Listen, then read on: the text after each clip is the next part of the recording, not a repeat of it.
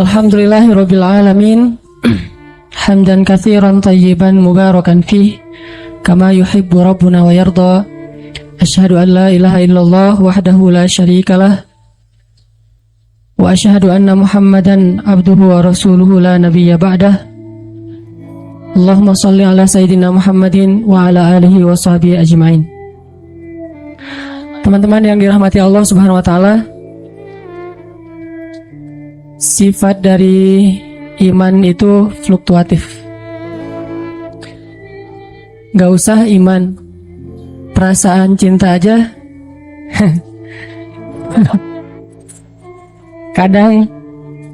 kadang kita lagi menggebu-gebu gitu. Kadang juga ada masanya kita lagi kayak bete. Ketika seorang istri, kalau yang udah punya ya, tetap pakai tanda bintang. Kalau yang udah punya istri, ketika istrinya lagi ngambek, ketika istrinya lagi nggak nyaut panggilan suaminya, atau ketika istrinya nggak ngebaca-baca WA yang udah dikirim dari pagi sampai sore, contrengnya 2 tapi masih abu, itu berarti perasaannya lagi terganggu oleh banyak hal. Bisa jadi sikap kita, bisa jadi omongan orang lain, bisa dari dalam, bisa dari luar. Kalau itu terjadi dalam hubungan kita dengan sesama manusia, hal yang kayak gitu juga terjadi antara kita dengan Allah Subhanahu wa taala. Padahal harusnya mah ke Allah nggak gitu. Soalnya Allah nggak pernah ngejailin kita, Allah nggak pernah zalim sama kita, Allah nggak pernah curang sama kita. Cuman mungkin kita sebagai hamba yang bodoh sering salah paham sama Allah, sehingga karena itu hubungan kita jadi kayak terganggu sama Allah. Nah, pertanyaannya adalah gimana caranya biar hubungan kita dengan Allah itu asik terus, hubungan kita dengan Allah itu happy terus. Jadi kalau suami istri itu kayak pacaran terus gitu, nggak mikirin listrik tunggakan 2-3 bulan misalnya ya, nggak mikirin misalnya ada kewajiban apa, cuman mikirin jalan kemana, terus ngapa-ngapain gitu pokoknya. Terus gak usah diperjelas, susah ngomong depan jomblo. Banyak yang harus disensor ini mah. Nah, gimana caranya kita dengan Allah tuh punya hubungan yang selalu excited? Setiap hari itu bangun tidur bahagia, apalagi bangun tidurnya sholat subuh, walaupun dijamak sama duha sih. Selalu bahagia gitu. Pagi bahagia, malam sebelum tidur WA Allah dulu 100 ayat. Kalau nggak sanggup 100 ayat, 10 ayat deh minimal. 10 ayat baca Quran. Jadi kayak kita sebelum tidur WA dia dulu. Sebelum tidur jangan lupa berdoa nanti biar bisa tahajud, kayak dalam tanda kutip pacaran Islami kata orang. Nah, ke Allah tuh gitu, nge-WA dulu 10 ayat sebelum tidur, terus bangun malam yang dipikirin Allah dulu. Kalau kita kan asal melek yang dilihat handphone kan ya, asal melek handphone, aduh handphonenya lowbat jadi khawatir. Ke Allah gitu gak sih? Ngerasa lowbat di hati kita jadi ada masalah terus khawatir. Nah, gimana caranya kita menjaga semangat habluminallah, hubungan dengan Allah itu kayak kita ngejaga semangat habluminannas. Pernah nggak ngerasa grup WA kita sepi aja, nggak ada chat sama sekali? Jangan-jangan itu anggota grup udah bikin grup baru dan kita nggak dimasukin. Itu biasa banget kan kayak gitu, cara ngusir secara halus. Jadi kita nggak dikeluarin, nggak di-kick. Cuman mereka bikin grup baru yang tadinya anggotanya 50 orang, mereka bikin grup 49 orang, cuma kita doang yang nggak masuk. Kenapa nih grup sepi banget, nggak ada chat sama sekali? Karena mereka chatnya di grup sebelah.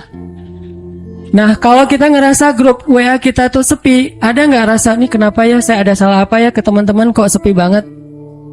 Kok tiba-tiba ada yang left group? Maaf ya, atau tiba-tiba ujuk-ujuk live group aja nggak ada pamit, nggak ada omongan apa-apa. Terus kita bertanya-tanya, ada masalah apa ya? Kayak kita ngetelepon seseorang, kenapa selalu dialihkan ke nomor yang lain? Berarti nomor kita jangan-jangan di-blok misalnya.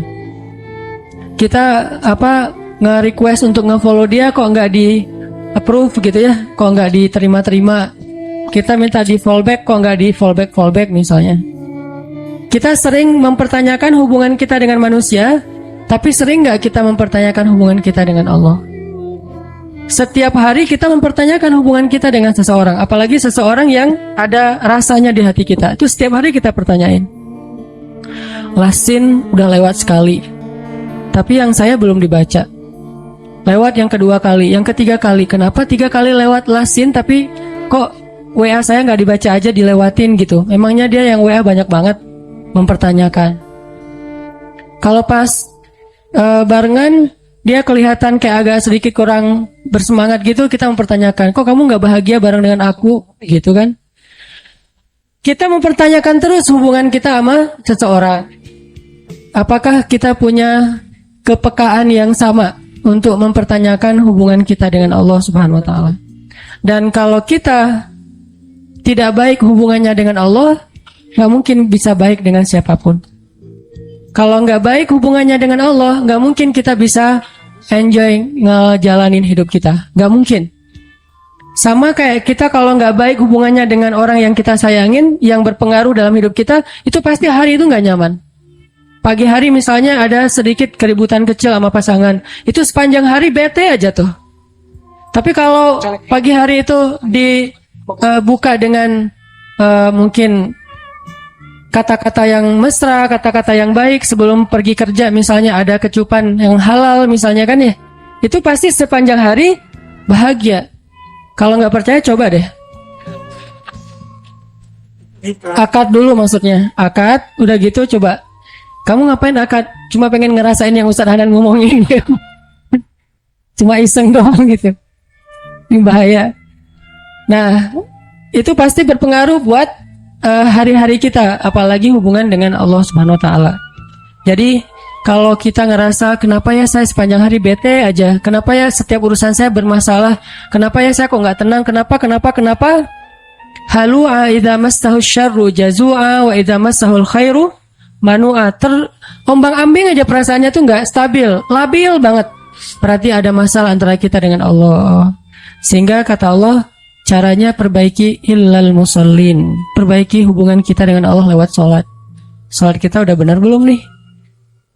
Udah sholat kok, tapi benar nggak sholatnya? Jangan-jangan sholat kita sekedar basa-basi doang. Datang, wudunya juga nggak sempurna, berdirinya nggak sempurna, asal udah beres, pergi. Berarti sholat kita basa-basi. Itu mungkin salah satu penyebabnya. Illal musallin. Terus juga, mungkin penyebab lain saya kurang zikir sama Allah, nggak yadhkurunallaha qiyaman wa qu'udan wa ala junubihim. Nah, hari ini kita pengen sharing gimana cara kita menjaga stamina iman, menjaga semangat excitednya dekat dengan Allah Subhanahu wa Ta'ala, supaya hari-hari kita itu selalu bergairah. Terutama bergairah untuk berbuat baik. Dan yang kedua, tough dalam ngejalanin ujian-ujian hidup, lebih kuat gitu. Bahkan kalau perlu, mudah-mudahan bisa survive dari setiap masalah. Teman-teman yang dirahmati Allah SWT, ternyata salah satu cara untuk, kalau bahasa agama itu namanya tajdid iman, memperbaharui iman. Ternyata salah satu cara memperbaharui iman, cara untuk kita nge-refresh, nge-charge kembali iman kita tuh banyak dengar cerita. Banyak dengar cerita orang-orang yang sukses dalam urusan keimanan. Dan itu berlaku bukan cuma dalam urusan agama. Dalam kehidupan sehari-hari juga kayak gitu. Kayak misalnya orang yang senang bisnis. Dia kalau dengar cerita-cerita orang-orang yang sukses dalam bisnis kan jadi kayak booster banget ya buat dia termotivasi sukses secara bisnis. Ikut kayak pelatihan motivasi atau ikut seminar yang motivatornya, trainernya cerita tentang siapa gitu yang sukses dalam setahun meraup sekian miliar, yang dalam usia 17 tahun sudah punya omset sekian ratus juta. Itu kan bikin kita semangat untuk berusaha, semangat untuk berbisnis. karena dengar banyak cerita orang sukses. Gitu juga berlaku dalam masalah main. Misalnya kita senang main apa gitu, main BMX atau skateboard atau apalah permainan-permainan anak-anak muda. Dengerin cerita-cerita orang yang berhasil ngelakuin satu trik atau apa, itu kan bikin kita jadi penasaran, pengen nyoba. Kayak kalau di surfing itu di laut, dengerin, oh ada yang nyoba spot baru. Di sana tuh ombaknya barrel misalnya, atau apa, cerita-cerita tentang menaklukkan satu spot, satu poin ombak, sehingga kita jadi penasaran, aduh pengen ya bisa kayak dia, aduh pengen ya bisa senyaman dia di atas papan, aduh pengen ya bisa seperti dia pas bunny hopnya BMX misalnya, aduh pengen kayak dia ya touring keluar kota. Selalu jadi kepengen karena dengar cerita. Termasuk kuliner juga itu. Di sana ada soto Betawi enak, di sana ada ini ada itu segala macam, bikin kita semangat. Gitu juga dalam urusan agama. Dan itu juga yang terjadi dalam urusan cinta. Kita nonton film. Nonton film tuh tentang film Korea lah ya. Putus gitu ya, diputusin.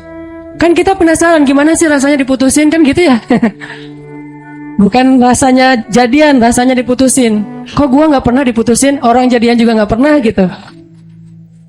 Itu ada cerita diputusin, galau gitu, terus naik ke atas jembatan, pengen loncat. Pas loncat, ternyata luka-luka doang, lecet-lecet, gak meninggal gitu kan. Jadi kayak kepancing supaya ngerasain apa yang kita sering nonton, dengar, curhat sama teman-teman. Makin sering kita nonton film-film yang ada drama cintanya, itu makin mancing kita untuk ngerasain, untuk pengen nyoba drama yang sama dalam kehidupan kita sendiri.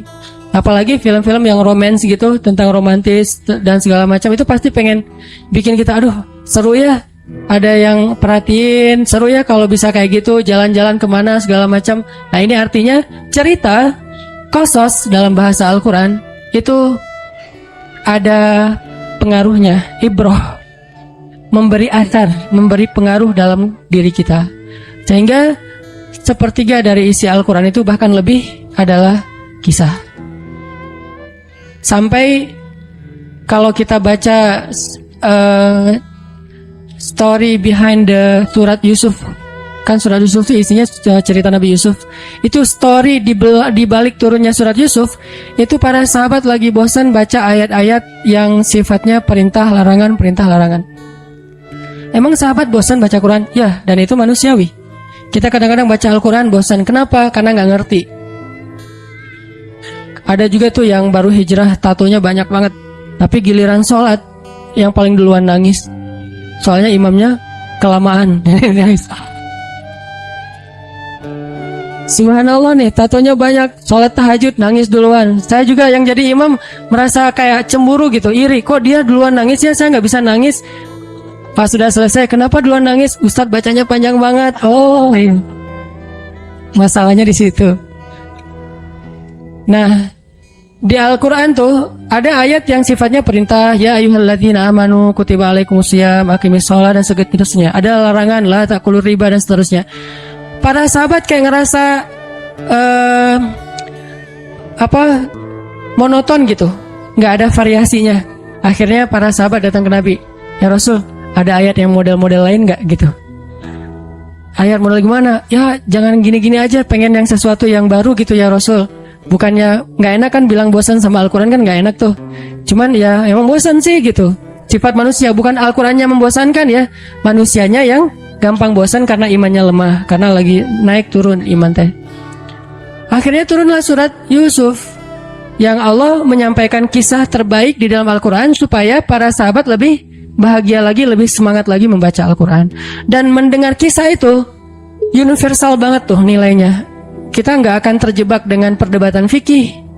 Kita nggak akan terjebak dengan mazhab-mazhab, walaupun itu juga kebaikan. Cuman kadang-kadang ada orang yang menyikapinya nggak bijak. Kalau kisah, insya Allah universal. Semua orang bisa mengambil pelajaran tanpa harus melihat dari mazhab apa, lintas pemahaman, tafsir, segala macam, nggak. Karena kisah itu sifatnya sesuatu yang bisa diambil pelajarannya oleh siapapun. Makanya hari ini kita pengen dengerin beberapa kisah yang mudah-mudahan bisa mentajdid, mengecas kembali iman kita, dan pulang dari sini lebih semangat lagi dalam beramal soleh. Kalau beramal soleh ke Allah itu ibadah, zikir. Kalau beramal soleh ke manusia itu berakhlak mulia, terutama kepada orang tua. Jangan sampai kita dikenal orang yang baru hijrah, tapi malah disayangkan karena akhlaknya nggak bertambah baik. Harusnya makin hijrah, orang-orang di sekeliling kita tuh kayak makin ngerasa dapat banyak manfaat dari kita, dapat kebaikan dari kita. Ini berarti kita hijrahnya insya Allah sudah on the track. Semakin banyak ngaji, semakin baik akhlak. Jangan semakin banyak ngaji susah senyum. Makin rajin ngaji, makin rajin senyum. Tapi jangan salah senyumnya ya, bahaya. Bahaya. Senyumnya senyum yang ke teman aja, jangan diposting. Pertama saya pengen ngisahin tentang Umar bin Khattab. Umar bin Khattab itu salah satu hobi beliau dengar kisah. Itu yang bikin iman Umar bin Khattab itu luar biasa. Hobinya itu dengar kisah. Kalau ada orang yang menurut Umar kayaknya ini lebih senior, lebih soleh, lebih berpengalaman, Umar langsung duduk. Pak, tolong beri saya nasihat, beri saya kisah. Suka dengar kayak gitu. Suatu hari Umar nemu seorang ayah yang sama anaknya itu apet banget, sama anaknya itu kayak dekat banget, sayang banget ke anak laki-lakinya. Dan nggak sewajarnya kayak gitu, saking sayangnya ke anak laki-laki. Akhirnya Umar nanya, Bapak ada cerita apa dengan anaknya ini? Si bapak ini cerita, ya Amirul Mukminin, saya tuh pernah dulu ketika istri saya sedang hamil, saya dapat panggilan berjihad. Kan di zaman sahabat dulu ada wamil ya, wajib militer. Jadi semua laki-laki harus ikut membela negara. Saya dapat panggilan berjihad. Sedangkan istri saya sedang hamil tua. Saya galau antara berangkat atau absen nungguin istri ngelahirin. Saya tanya ke istri saya, kata istri saya, Mas kan udah sering ikut jihad, sekali-kali ini coba minta izin kepada komandan, kepada panglima supaya menunggui istrinya yang mau ngelahirin. Istrinya nggak rela suaminya berangkat, tapi suaminya berat hati pengen membela agama Allah, membela negara. Setelah istikharah, tanya sana sini, akhirnya suaminya memutuskan, saya harus berangkat. Urusan kamu saya serahkan kepada Allah Subhanahu wa taala. Akhirnya dia pun berangkat. Sebelum berangkat dia doa. Dia pegang perut istrinya, dia usap-usap sambil dia katakan, ya Allah, saya titipkan bayi saya ini kepada Engkau. Engkaulah sebaik-baik yang menjaga. Berangkat nih. Berangkat beberapa hari kemudian dengar kabar istrinya meninggal dunia. Dia langsung minta izin, diizinkan pulang lagi ke Madinah. Sampai di Madinah dia lihat rumahnya kosong, dia cari kuburan istrinya. Pas dia pergi ke kuburan istrinya, dia melihat kuburan itu ngeluarin asap. Kayak ada yang dibakar di dalam kuburan teh, ngeluarin asap. Terus Umar nanya ke tetangga, apakah istri saya berzina ketika saya tinggalkan? Kata tetangga, enggak, dia perempuan yang menjaga diri. Apakah istri saya berhutang yang belum dibayar? Kata tetangga, tidak, kalaupun ada sudah kami ikhlaskan. Apakah istri saya melakukan dosa ketika saya tinggalkan, mungkin menggibah atau berdukun segala macam? Kata tetangga, tidak, dia perempuan yang solihah. Terus apa masalahnya? Kenapa dia kayak dibakar di dalam kuburnya, keluarin asap dari kubur itu? Penasaran, akhirnya kuburannya digali sama masyarakat. Pas digali ditemukan istrinya sedang duduk di dalam kuburan sambil memangku bayinya, menggendong bayinya. Bayinya masih hidup, istrinya sudah wafat. Padahal tadi peninggalnya belum ngelahirin. Jadi ngelahirinnya di dalam kuburan. Dia duduk gini, dan kalau zaman sekarang pasti udah pada lari ya.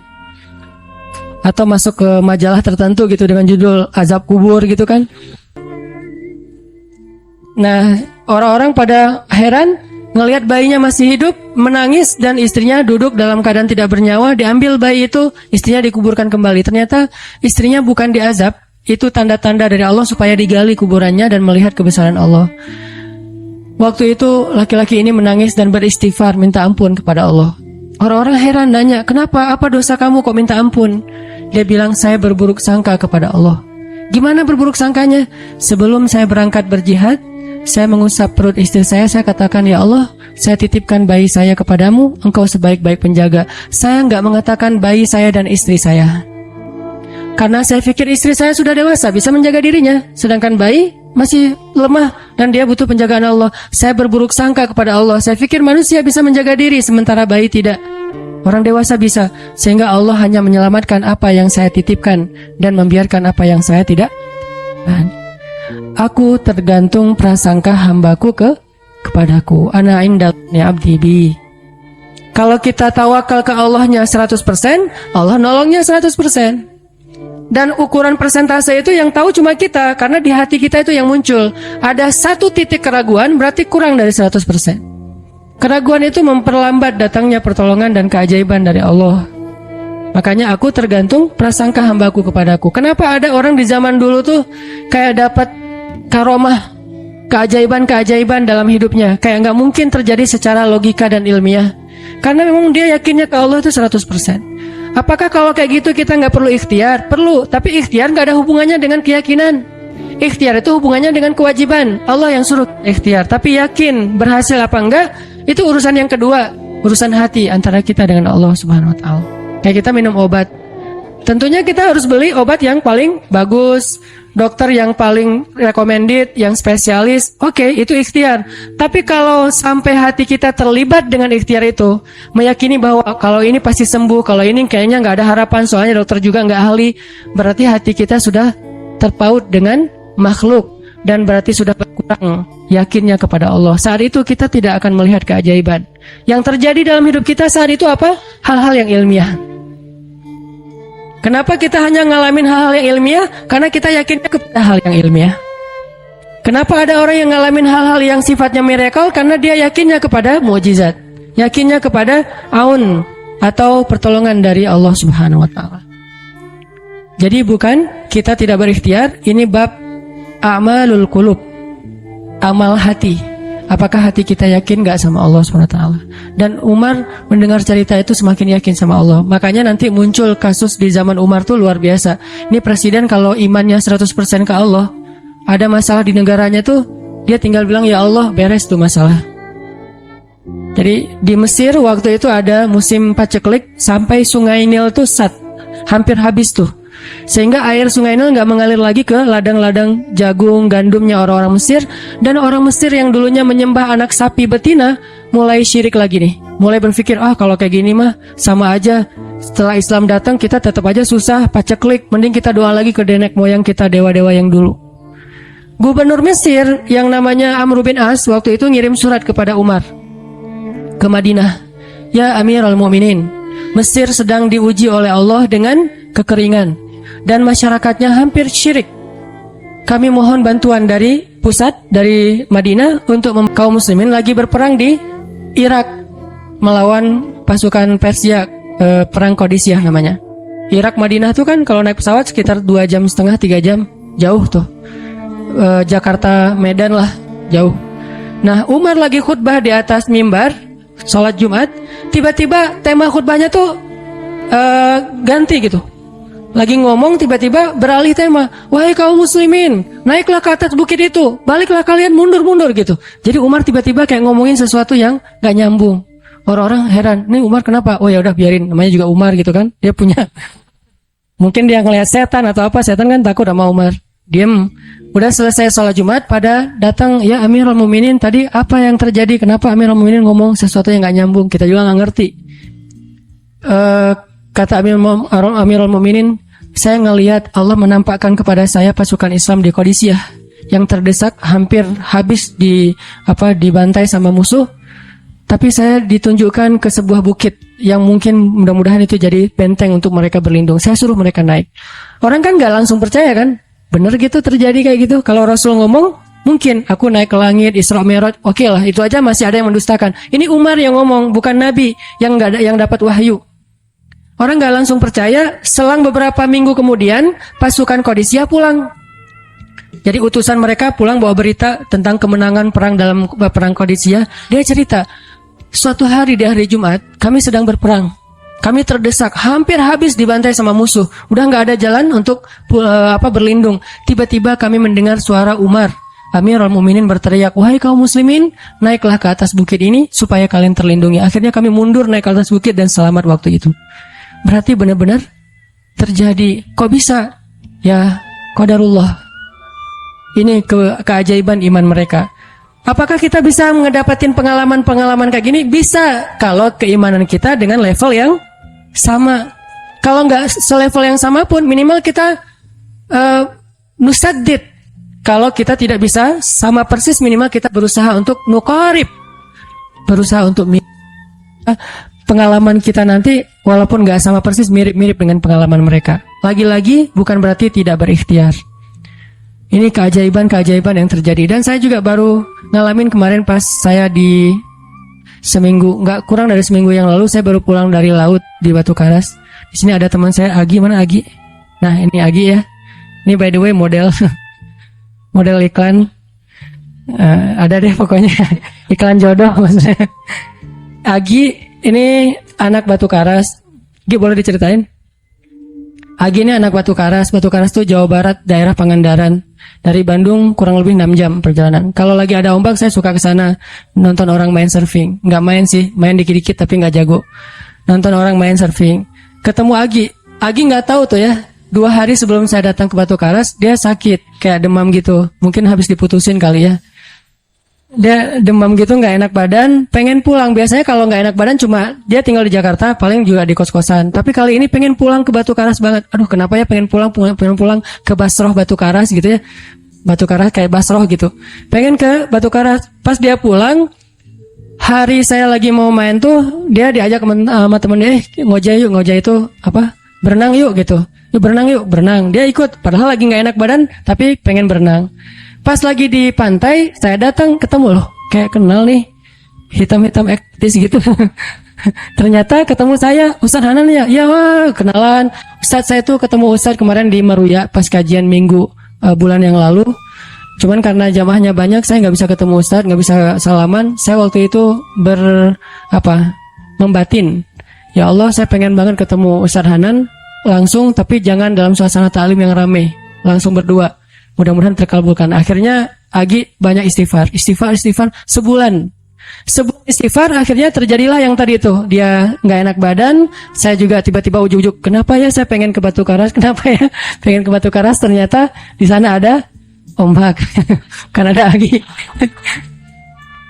Ketemu aja di Batu Karas. Itu cara Allah menskenariokan, dan itu terbukti banget loh. Istighfar bukan karena saya orang soleh, dan kita bisa istighfarin siapa aja. Saya pengen ketemu ini, saya pengen, dan itu ajaib. Kalau misalnya nggak ketemu pun di dunia, insya Allah ketemu dengan orang soleh itu nanti di akhir. Apa ruginya beristighfar dan berdoa? Nggak ada ruginya kan? Ya Allah, saya pengen banget ketemu dengan, misalnya sebutlah ulama yang paling kita ngefans di dunia siapa gitu, dengan Imam Sudais, Imam Masjidil Haram. Pengen banget jabat tangan sama Imam Masjidil Haram yang imamin umat Islam seluruh dunia gitu. Tapi kan nggak mungkin. Kita umroh, kita haji juga nggak bisa ketemu dengan Imam Sudais. Kita berdiri paling depan ya, di dekat dengan Hajar Aswad. Begitu mau sholat diusir tuh. Begitu selesai salam langsung dipagar betis sama askar-askarnya. Susah ketemu beliau tuh, ajaib banget kalau bisa ketemu. Tapi kan nggak ada salahnya beristighfar kan? Astagfirullah, astagfirullah, ya Allah, Sudais, astagfirullah, astagfirullah, Sudais, astagfirullah. Terus aja gitu. Pengen ketemu Sudais. Tiba-tiba bisa aja Sudais datang ke Indonesia, ada seminar apa, mungkin bisa ketemu, yang paling logisnya. Atau kalaupun nggak ketemu di dunia, tiba-tiba bangkit dari kubur di sebelah kita. Siapa? Kan kamu sering manggil saya dulu, siapa? Sudais. Sudais yang mana ya? Imam Masjidil Haram, Masya Allah, Syekh gitu. Dan orang soleh nanti di akhirat, dialah yang salah satu akan menyelamatkan kita dari perjalanan yang sulit. Selain syafaat Rasulullah SAW. Jadi kalau disebut nama Nabi, kita spontan ya, Sallallahu Alaihi Wasallam. Kalau perlu bahkan kayak respect banget gitu. Kalau disebut nama Nabi langsung Sallallahu Alaihi Wasallam, karena luar biasa jasa Rasulullah. Yang jelas selain Rasulullah Sallallahu Alaihi Wasallam, nanti ulama-ulama, orang-orang soleh juga bisa nolongin kita di akhirat. Jadi kalau kita doa, ya Allah pengen banget ketemu si Fulan, Syekh Fulan, Ustadz Fulan, Kiai Fulan. Kalau nggak ketemu pun di dunia, pasti ketemu di akhirat. Yang jelas harapan kita nggak mungkin Allah abaikan gitu aja, nggak mungkin. Pasti Allah kabulkan. Cuman Allah kadang-kadang menggunakan cara yang lebih baik daripada yang kita pernah bayangin. Ketemu beliau di dunia paling cuma selfie. Tapi kalau ketemu di akhirat, dibawa selamat di sirat yang panjang, lebih mending mana? ketemu nih dengan seorang ulama, orang soleh yang kita ngefans banget nih. Pokoknya saya pengen banget selfie sama beliau, ya Allah. Apalagi kalau orang soleh itu followersnya banyak, misalnya 1.100.000.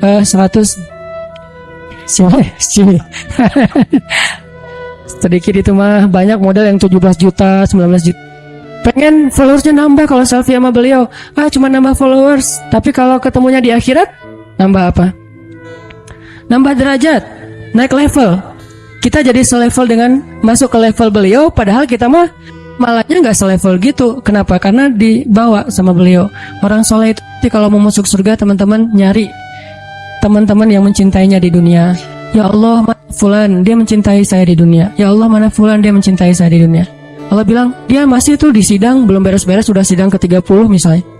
Kan sidang di dunia aja satu kasus berpuluh-puluh kali kan. Gimana sidang akhirat, lebih berat lagi tuh. Ya Allah, tolonglah dia, selamatkan dia, karena saya mencintainya selama di dunia karena Engkau. Akhirnya orang-orang soleh pada balik lagi dari surga, balik lagi ke padang mahsyar. Demi ngapain? Demi menyelamatkan orang-orang yang mencintai mereka semasa di dunia. Datang ke padang mahsyar, cari ke bagian informasi. Tolong dong yang namanya ini gitu, panggilin. Perhatian, Hanan At-Taqi dipanggil sama Syekh siapa gitu teh. Saya dipanggil, datang aja. Mas, saya yang dipanggil. Benar Hanan At-Taqi? Ya. Mana coba buktinya? Aduh, saya lupa bawa kartu nama.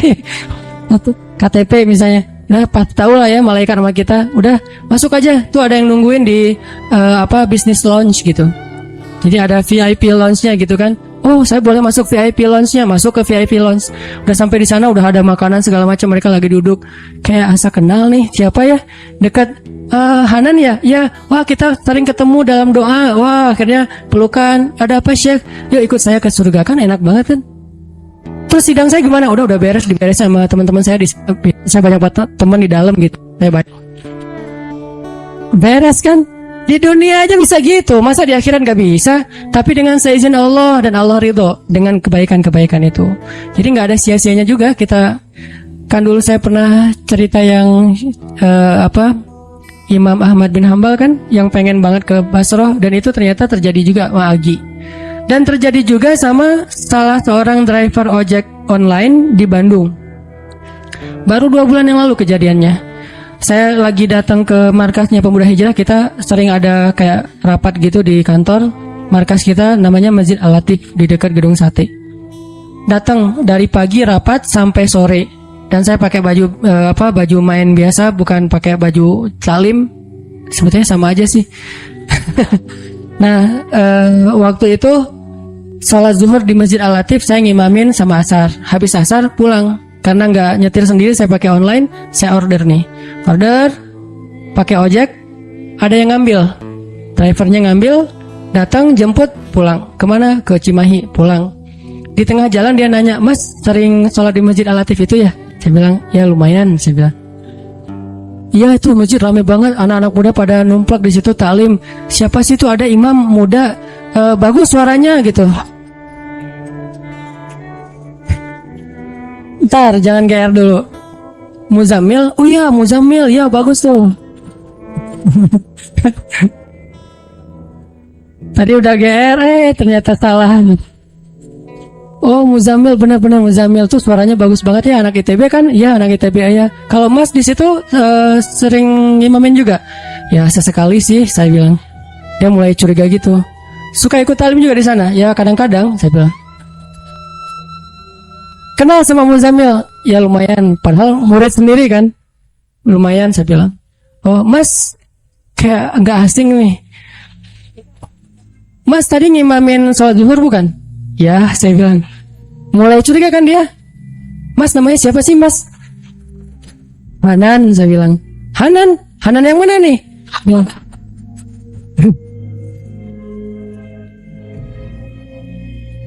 Saya bilang Hanan At-Taqi. Wah langsung oleng dia Mas.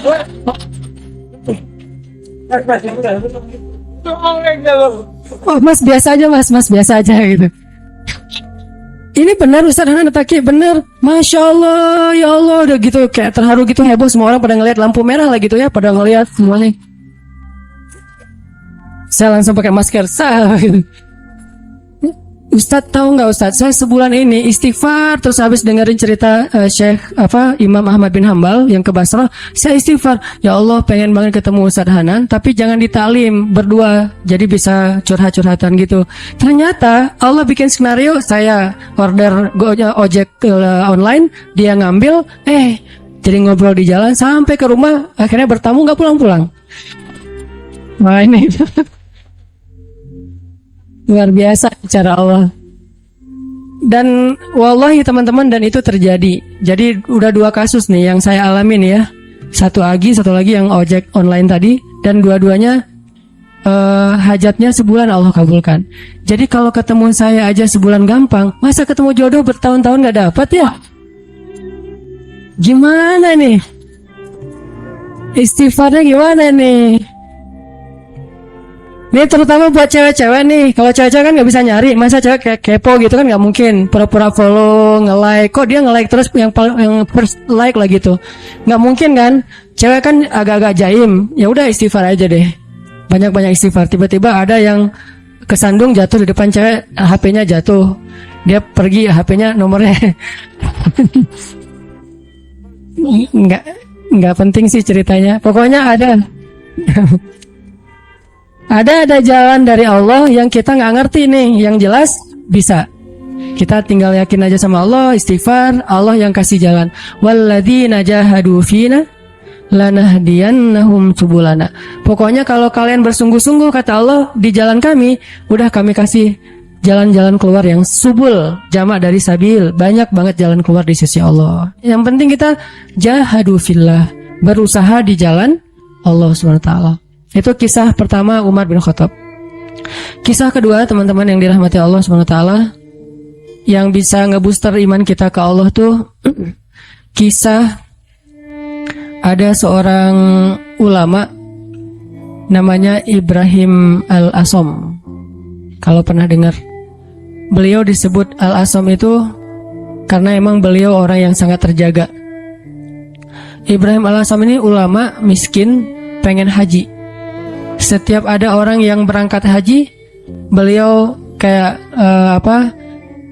ngucapin selamat gitu, terus melepaskan. Pas pelepasan jamaah haji, beliau selalu baper, nangis sendiri di pojok rumah. Dilihat sama putrinya, duh, kayaknya ayah pengen banget haji nih, tapi nggak cukup nafkah. Anaknya yang putri yang paling sulung nanya, "Pah, kenapa sih papa nggak haji aja?" Kata Ibrahim Al-Asom, "Nak, kalau ayah haji, terus yang nafkahin kalian siapa? Yang nafkahin kalian siapa? Aja mungkin murah, tapi nafkahnya siapa? Sementara istrinya, keluarganya nggak ada yang nafkahin selain suaminya ini, orang tua." Akhirnya anaknya bilang, "Allah yang menafkahi kami. Berangkatlah wahai ayah, serahkan kami kepada yang lebih baik daripada ayah, yaitu Allah." Terus anaknya nanya, ayah itu pemberi rezeki atau pemakan rezeki?" Nih anak luar biasa nih. Ayah itu pemberi rezeki atau pemakan rezeki? Ayahnya bilang, pemakan rezeki sama seperti kamu dan yang lain. Ya kalau gitu serahkan kami kepada pemberi rezeki. Berangkat wahai ayah. Beneran. Ibu gimana? Udah ibu biar aku aja yang ngobrol sama ibu mah. Biarin ayah berangkat haji. Nanti biar Allah yang jaga kita. Setelah dibujuk akhirnya setuju. Berangkat nih Ibrahim Al-Asom. Berangkat. Di tengah jalan berdoa, "Ya Allah, saya titipkan keluarga saya kepada Engkau. Engkau sebaik-baik yang menjaga, yang memelihara. Saya aja Engkau pelihara, apalagi keluarga saya." Akhirnya berangkat.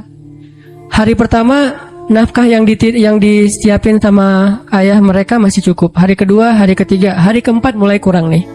Udah nggak cukup makanannya, rotinya habis. Cuma ada air putih doang, korma udah habis. Mulailah ibunya mengeluh kepada anak yang perempuan, "Nih gara-gara kamu nih, gara-gara kamu akhirnya ayah berangkat, terus kita gimana, nasib kita gimana," dan seterusnya ngeluh. Anaknya nanya lagi kepada ibunya, "Mah, ayah kita itu pemakan rezeki atau pemberi rezeki?" Kata mahnya, "Ya pemakan rezeki sama dengan kita, tapi kan tetap harus ikhtiar." Ya udah kalau gitu, pemakan rezeki telah pergi, sedangkan pemberi rezeki terus menjaga kita. Allah kan nggak pergi, yang pergi itu yang makan rezeki. Allah nggak pergi, jadi tenang aja mah, sabar sedikit. Karena kalau Allah mau ngasih kejutan, Allah biasanya suka ngasih ujian dulu. Kenapa dikasih ujian? Supaya Allah ngelihat kita tuh pantas nggak sih dapat kejutan dari Allah. Ini penting nih ya. Kalau Allah pengen ngasih kita surprise, Allah biasanya nguji dikit. Kenapa diuji? Karena Allah pengen lihat kita tuh pantas gak sih dapat surprise yang luar biasa dari Allah. Kalau kita bersabar, Allah kasih tuh kejutan yang luar biasa. Sabar mah, sabar. Gak lama kemudian lewatlah satu rombongan dari raja, rombongan pangerannya lewat berburu kehabisan air. Akhirnya ada satu pengawal datang ke rumah Ibrahim alaihissalam, ketuk pintu minta tolong diberikan air. Assalamualaikum, waalaikumsalam. Saya rombongan pangeran, kita kekurangan air, boleh minta air dari sumur kalian? Kata istrinya, boleh, silakan ambil aja sesukanya. Air berlimpah, akhirnya ngambil, dibawa ke pangeran. Sampai di rombongan pangeran ini mereka minum, airnya manis. Nggak seperti air sumur yang lain, kayak dikasih gula gitu, manis banget airnya. Ini air kok manis. Akhirnya pangerannya heran, nih kamu dapat dari sumur mana sih, kok airnya kok rasanya manis dan segar gitu, kayak apa, es teh manis lah pokoknya ya. Airnya manis, segar, habis makan warung Padang kan, es teh. Akhirnya mereka balik ke rumah itu, tanya, ini rumah siapa? Ini rumah Ibrahim alaihissalam. Oh, Ibrahim alaihissalam selebgram itu gitu. Kan terkenal Ibrahim alaihissalam waktu itu jadi selebgram, semua orang tahu, tapi nggak tahu wajahnya, cuma tahu namanya, nama besar lah ya. Oh, Ibrahim alaihissalam ulama besar itu ahli tasawuf, ya, seperti yang orang-orang sering ngomong-ngomong. Oh, kalau gitu kami merasa terhormat bisa minum air yang berkah dari rumahnya Ibrahim alaihissalam. Wah, ibu kemana? Ibrahim alaihissalam lagi berangkat haji. Apa yang kalian butuhkan? Allah yang mencukupkan segala kebutuhan kami. Kan harga diri ya, nggak mau mengemis. Akhirnya pangeran ini ngomong ke semua menteri, keluarkan semua barang-barang berharga kalian, serahkan kepada keluarga Ibrahim alaihissalam sebagai bentuk terima kasih karena udah nolong kita ngasih air. Akhirnya mereka ngasih emas segala macam berpeti-peti gitu, taruh di rumah Ibrahim alaihissalam dan mereka melanjutkan perjalanan. Setelah mereka pergi, anak perempuan ini bilang lagi, mah, ayah itu pemakan rezeki atau pemberi rezeki? Wah, pemakan rezeki, Allah yang semangat sekarang. Mamanya udah semakin yakin. Ayahnya pulang, harta itu belum habis. Selama beberapa tahun mereka bisa makan tanpa harus bersusah payah. Nah, ini artinya tingkat keyakinan kepada Allah itu setelah ikhtiar pastinya memberi kita kejutan-kejutan yang kita nggak pernah bisa ngebayangin. Nah, dalam hidup kita kadang-kadang harus berani bertaruh karena Allah. Kan kita sering gambling karena manusia kan? Kita gambling ngutang ke satu perusahaan yang nanti bayarnya lebih mahal, lebih bertambah. Kita ngutang 10 juta, bayarnya jadi 13 juta. Kita gambling, ketutup lah. Orang saya nanti untungnya sekian-sekian, gambling kan? Kenapa kita berani gambling kepada makhluk yang bahkan tidak ada niat baik untuk menolong kita? Tetapi kita tidak berani gambling kepada Allah yang bahkan berjanji pasti akan menolong kita selama kita di jalannya. Kenapa nggak berani gambling kepada Allah? Nikah tunggu mapan dulu. Kenapa nggak gambling aja nikah? Nanti Allah mapankan. Bukankah janji Allah gitu? Kalau mereka fakir, kalau mereka fukoro, kalau mereka nggak punya makan, Allah yang akan memberi makan. Kan beres? Jadi datang ke calon mertua, Pak, saya pengen melamar anak Bapak. Udah punya kerja apa? Belum, Pak. Terus gimana memberi makan anak saya? Allah yang memberikan makanan. Dan ngomongnya jangan ragu-ragu, yakin. Allah, Pak. Bapak mau saya sebutin hadis-hadisnya. Siapin aja buku hadisnya beberapa lembar ya. Silakan, Bapak boleh dibaca-baca pas waktu senggang. Mungkin waktu itu nggak langsung diterima. Hidayah orang kan bertahap ya. Waktu itu minimal dia udah ngerti dulu. Hari seminggu kemudian setelah dia baca hadis-hadis, akhirnya dia nelpon untuk ngomong lagi, minta hadis yang lain, tapi nggak nerima-nerima gitu. Cuma pengen belajar agama doang. Intinya teman-teman, yakin sama Allah, bukan nunggu mapan baru nikah. Nikah Allah mapankan. Nunggu punya bekal baru berangkat ke luar negeri ke Mesir. Berangkat dulu, nanti Allah kasih bekal. Tahu itu yang sering saya jelasin, yang kalau di YouTube kan namanya tuh gimana saya berangkat ke Mesir nggak bawa bekal. Ikhtiar udah mentok, dan mentok-mentoknya cuma dapat $1.000. Udah mentok banget tuh. Tabungan dikuras, kemudian ikut beberapa perlombaan supaya dapat hadiah. Memang waktu itu saya nggak ikhlas, pengen juara supaya dapat hadiah, dapat 500.000, dapat 1 juta. Wah, bisa dikumpulin $1.000, habis bayar tiket sama travel. Nggak ada uang sisa sama sekali, Rp1 juga nggak. Kan ikhtiarnya udah mentok nih. Apakah doa pernah mentok? Doa itu nggak ada mentoknya, ada aja terus. Ya udah, ya Allah, saya udah ikhtiar, dapatnya cuma $1.000. Sisanya pasti banyak, cuman ada di sisi Allah, bukan di sisi saya. Ada banyak, cuman di sisi Allah. Allah ghaniyun, Allah maha kaya. Wa ma indallahi khair, dan apa yang ada di sisi Allah pasti lebih baik daripada yang di sisi kita. Allah ngasihnya pas kita butuh. Sekarang saya kan belum butuh, butuhnya buat bayar travel. Ya udah Allah bayarin dulu buat travel. Kalau buat makan nanti ngasihnya pas mau makan, jangan sekarang. Kita kan sering yakinnya kalau udah ada di tangan kita, bukan di tangan Allah, dan itulah derajat keyakinan kita. Makanya yang terjadi keajaiban dalam hidup kita itu ya gitu-gitu aja. Kita yakin apa yang ada di tangan kita, bukan yakin apa yang ada di tangan Allah. Terus jangan di tangan Allah, saya gimana nanti? Ya pas kita butuh Allah kasih. Jadi ibaratnya kita kayak nitipin duit ke orang yang sangat terpercaya, orang tua kita gitu, atau ke istri. Mama pegang ya, kita lagi kayak traveling berdua nih sama pasangan. Yang kamu yang pegang duitnya, kasih berapa? 10 juta, jalan ke Bali gitu. Kita khawatir nggak jalannya? Enggak, orang duitnya udah pegang pasangan kita kan, dan kita percaya nggak mungkin dia duit itu dipakai sendiri, tiba-tiba dia beli gaun, beli apa, habis aja duitnya. Nggak mungkin, dia paham manajemen keuangan kita. Pas bayarin taksi, dikeluarin sama dia. Bayarin kasih tips ke bel saya di hotel, bayarin sama dia 15.000, 20.000. Ada terus ketika kita butuh. Gitu juga kita menitipkan nasib kita kepada Allah. Masalahnya cuma yakin, bukan ada apa enggak. Adanya pasti, yakin enggak, itu doang masalahnya. Sama kayak kita nitip ke pasangan tadi, ada duitnya, yakin enggak bahwa duit itu nanti akan dikasih pas kita butuh? Yakin. Berarti ke Allah juga harusnya kayak gitu. Bukan gak ada duitnya, bukan gak ada hartanya, bukan gak ada kebaikan dan anugerah itu. Ada banget. Cuman yakin gak kita Allah sebaik-baik yang memelihara? Berangkat ke Mesir, butuh makan, baru Allah kasih buat makan. Butuh bayar kos-kosan, awalnya 3 bulan pertama, baru Allah kasih buat kos-kosan. Butuh, setiap butuh Allah kasih. Toh selama saya di Mesir, saya gak pernah tuh ngerasa kurang dari kebutuhan saya, walaupun gak megang lebih, tapi gak pernah merasa kurang. Sama kan? Apa bedanya dengan pegang lebih? Ya, ada 2 orang nih. Yang satu pegang duit banyak, tapi yang dibelanjakan segitu-gitu aja. Yang satu nggak pegang duit banyak, tapi yang dibelanjakan juga sama dengan yang pegang duit banyak. Bedanya apa? Cuman beda tenang doang ya. Yang satu tenang karena megang duit banyak, yang satu nggak tenang karena nggak megang duit kan? Cuma beda itu doang. Padahal yang dibelanjain sama. Kalau nggak punya duit nanti mau beli sesuatu yang mahal gimana? Ya berdoa aja minta yang mahal. Ya Allah, pengennya sih Alphard, duit nggak ada. Kita kan baru berani milih barang mahal kalau kita punya duit banyak kan? Kenapa nggak berdoa yang mahal walaupun kita nggak punya duit? Di situ belajar iman, belajar yakin sama Allah, belajar la ilaha illallah. Saya dulu pas mau beli rumah, memangnya saya punya duit? Yang saya juga cerita tuh, duitnya berapa? Cuma 30 juta. Rumah yang dicari 300 juta. Rumah yang didapat 700 juta. Coba gimana tuh? Logikanya nggak masuk. Tapi yakin aja sama Allah, jalan aja tuh, jalan-jalan. Azan asar, Allahu Akbar, Allahu Akbar, Allah Maha Besar. Masuk ke masjid, sholat. Gak kepikiran juga habis sholat dapat rumah. Kalau kepikiran mungkin gak dapat kan? Kepikirannya, Allah yang panggil. Nih bos manggil nih, gak boleh ditunda-tunda kan? Bos yang manggil, datang. Sholat, habis sholat ketemu jemaah. Ustadz lagi ngapain? Enggak, lagi jalan-jalan. Senyum-senyum malu gitu. Jalan-jalan kok jauh-jauh ke sini, daerah Cimahi pelosok gitu. Nggak lagi nyari rumah pak. Kebetulan Ustadz saya juga lagi jual rumah 700 juta, ada yang minta saya nggak lepas. Senyum aja. 700 nggak dilepas, apalagi 300. Nggak pak, saya nyari-nyari yang kecil-kecil aja, yang 2 kamar buat saya sama anak. Oh, udah Ustadz lihat aja dulu, siapa tahu berubah pikiran. Nggak apa-apa, makasih gitu.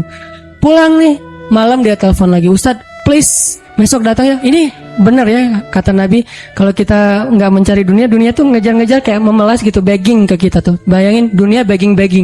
Please Ustadz datang, please Ustadz ambil saya, kata si rumah teh. Rumahnya minta begging ke saya supaya saya tinggal di situ. Ya saya mah orangnya biasa-biasa aja. Karena nggak yakin kalau itu bisa gitu ya. Ya udah, karena menghargai dia datang besoknya. Bukan untuk ngelihat rumah, menghargai orang yang meminta. Datang pas ngelihat garasinya muat 3 mobil, makin gak mungkin. Ada kolam renang anak, makin gak mungkin. Kamarnya 10, gak mungkin. Gimana Ustadz, kata dia, rumahnya besar ya pak. Gitu doang basa-basi. Gimana Ustadz, tertarik? Ya siapa gak tertarik rumah kayak gini, tapi saya gak nyari yang kayak gini-gini pak. Males ngerawatnya, nyapunya susah gitu ya. alasan gitu. Udah Ustadz, sanggupnya berapa? Saya nyarinya yang 300 juta sih Pak. Udah ambil aja Ustadz. 300 juta langsung ambil. Saya baru bilang cuman duitnya 30 juta. Mungkin dia nggak enak juga mau ngomong, Ustadz ngomong dari tadi kayak gitu ya. Saya duitnya cuma 30 juta Pak, boleh nggak saya cari dulu cicilan kemana gitu. Saya lagi nyari-nyari yang finance cari untuk cicil. Udah Ustadz nggak usah gitu-gitu, ribet. Udah nyicil ke saya aja kalau Ustadz ada duit. Berapa lama nih? Ya terserah Ustadz. Mau setahun, 2 tahun, 10 tahun terserah Ustadz deh. Alhamdulillah sampai setahun lunas. Allah kasih rezeki. Yang tadinya kita tuh nggak punya rezeki sebanyak itu untuk bisa ngelunasin hutang besar. Tapi begitu Allah kasih kesempatan, bukan sengaja mau berhutang, Allah mudahkan, ya udah. Akhirnya ada aja jalan. Saya usaha awalnya jual beli pulsa gitu kan, ada 60 cabang pulsa dulu di Bandung, belum ada Indomaret, Alfamart.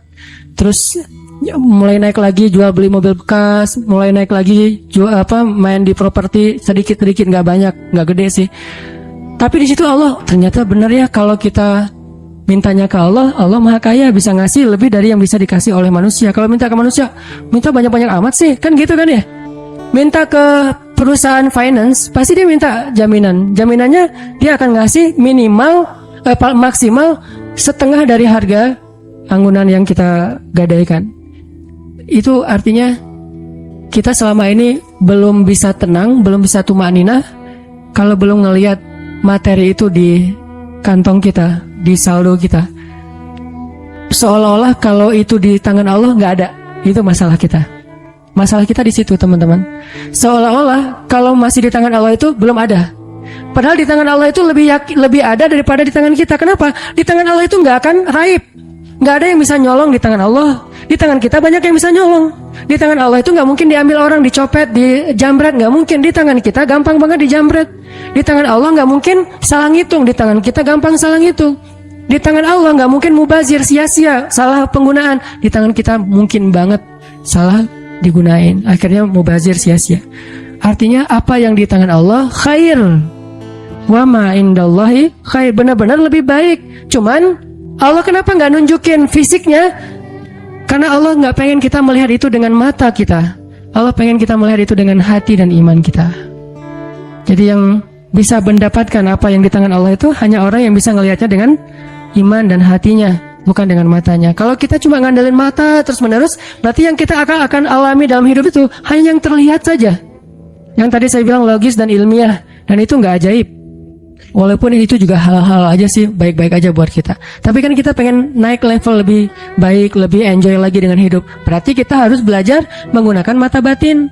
Dan mata batin ini adalah iman. Mata batin ini basirah. Mata batin ini adalah tazkiyatun nufus. Mata batin ini adalah al-qalb, hatinya.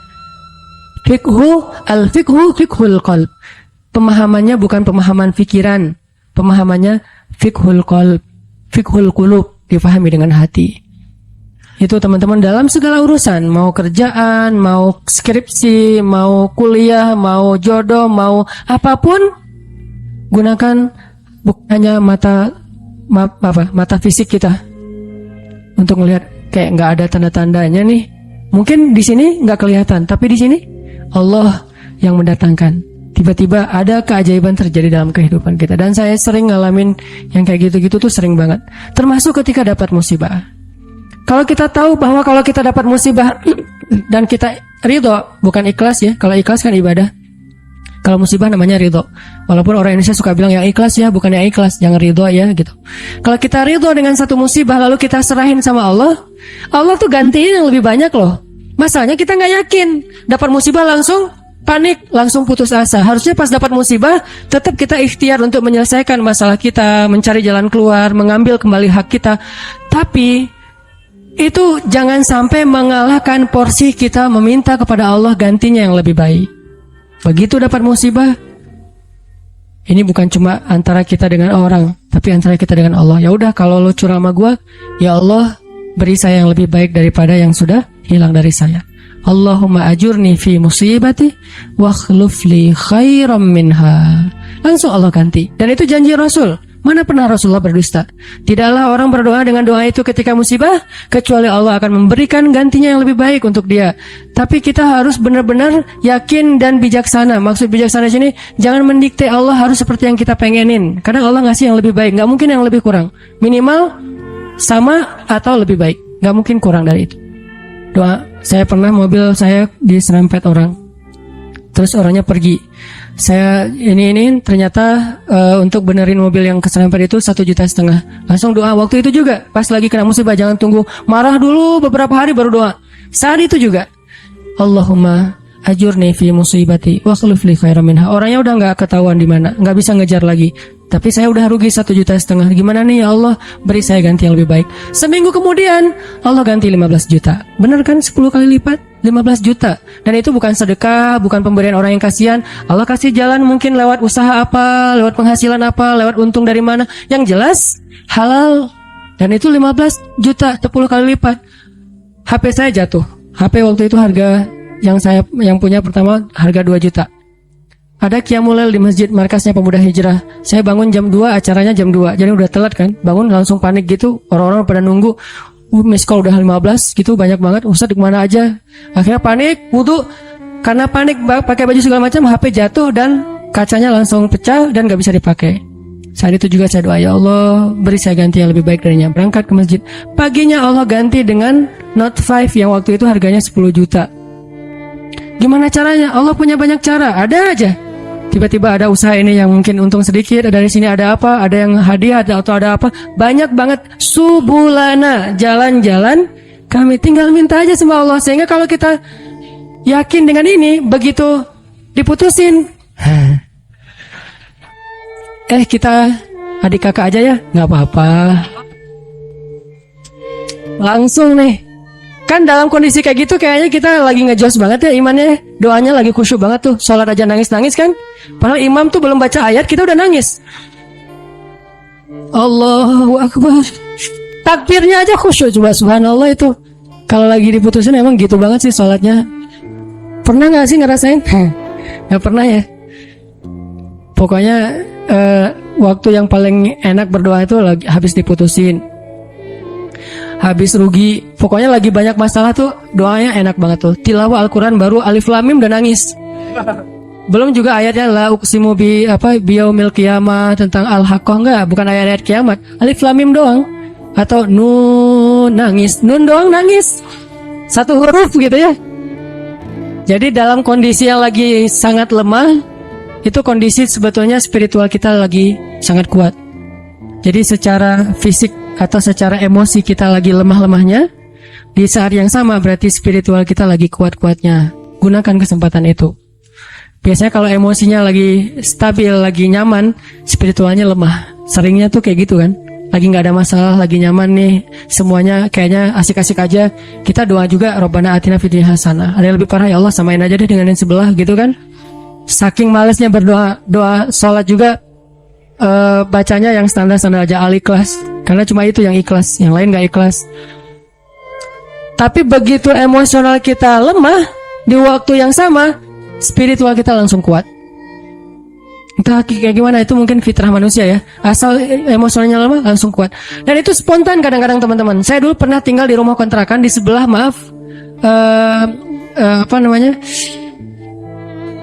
lokalisasi. Jadi di sebelah rumah saya itu ada kayak asrama kayak gituan, kupu-kupu senja. Saya persis di sebelah rumahnya di Bandung tuh. Namanya Jalan Saninten. Kan ada Saritem, ada beberapa kan. Nih ada Saninten juga. Saya tinggal di sebelahnya. Kalau malam pokoknya kita sering dengar banyak hal-hal aneh aja di sebelah. Kalau saya mau ke masjid, saya sengaja ke masjid itu pakai jubah, pakai sorban, sah gitu ya. Terus janggut digini-giniin, padahal nggak panjang, tapi digini-giniin. Jalan depan cewek-cewek itu sore kan mereka udah pada duduk, udah selesai dandan, udah wangi kan, depan gang tuh. Saya jalan, assalamualaikum, waalaikumsalam. Lewat. Kadang-kadang kalau malam mereka nggak kenal saya lagi lewat pakai motor gitu, langsung disamperin, om gini. Saya tinggal di situ, oh ya maaf om, saya balik panggilin, suka dipanggil-panggil gitu. Orang saya tinggalnya di situ. Pas anak udah agak gede, saya khawatir anak jadi nggak sehat dengan lingkungan itu baru pindah. Tadi mau cerita apa ya? Hah? Oh ya, spontan ya. Nah, yang punya tempat itu pastinya nggak pernah sholat, dan memang preman juga sih, badannya gede. Kalau dengan saya mungkin 4 kali saya lah. Gede banget pokoknya, gede banget orangnya, tinggi besar, dan nggak ada yang berani sama dia. Ada gempa waktu itu di Bandung, siang-siang gempa, dia lagi tidur di atas, biasa tidur pagi gitu, jam 10 pagi tidur. Pas gempa dia langsung loncat ke bawah, Allahu Akbar, Allahu Akbar. Saya kira ada demo apa gitu, dia takbir sendiri, Allahu Akbar, takbir. Coba bayangin, perhatikan spontanitas fitrah manusia itu, ketika emosionalnya terganggu, spiritualnya naik kan. Dan itu kesempatan kita untuk kembali ke Allah banget tuh. Karena untuk dapetin spiritual yang sengejos itu, kalau normal susah, kita harus benar-benar ikhtiar. Tapi kalau lagi emosional kita drop, di sisi yang lain, sisi baiknya Allah langsung naikin spiritual kita. Tapi kalau kita abaikan, dua-duanya drop, habis kita. Jangan abaikan. Dia langsung takbir, Allahu Akbar, Allahu Akbar. Saya gempa, keluar semuanya dari rumah, takut runtuh. Pas udah beres gempa, ketawa-ketawa lah gitu pada ngobrol. Itu terjadi. Dan keluarga saya juga ada yang kejadian pas tsunami dulu di Aceh, kan saya dari Aceh. Tsunami di Aceh itu ada keluarga saya, dia nggak sholat subuh pagi, itu hari Ahad kan, tanggal 26 Desember 2014. 2014 mah diputusin sih. Enggak lah, udah lama, 2004 gitu ya. Nah, hari itu ada salah satu keluarga saya, dia nggak sholat subuh. Biasa, bukan waktu itu doang nggak sholat subuh, biasa dia nggak sholat subuh. Gempanya kalau nggak salah jam 9 apa jam 8, sejam kemudian tsunami. Pas tsunami, dia tuh lari, hilang. Padahal orangnya itu sering berantem, pokoknya jagernya di kampung lah, sering berantem sama orang-orang di terminal. Tapi begitu tsunami dia lari duluan. Adiknya malah ikut lari sama dia, ditarik sama dia lari. Pas udah di tengah jalan, ingat balik lagi ke rumah karena dia ingat ibu sama kakaknya ketinggalan. Dia pengen nyelamatin ibunya. Kenapa yang satu lari terbirit-birit hilang, yang satu lagi balik? Karena yang satu itu ngerasa banyak dosa. Kalau saya mati hari ini, habis saya nanti di akhirat nih. Jadi dia nggak berani mati. Daripada saya mati tapi belum sholat subuh, lari dia tuh. Yang tadi sholat subuh balik lagi. Nah, ini jujurnya ketika spiritual berbicara kan. Mungkin kalau spiritual kita nggak bicara, kita akan sombong, rasa apaan sih akhirat, apaan sih tauhid, apaan sih agama, apaan. Tapi begitu ada masalah, yang pertama kita sebut siapa selain ibu kita?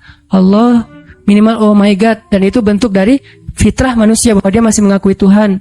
Tinggal masalah Tuhan yang mana nih kan itu ya.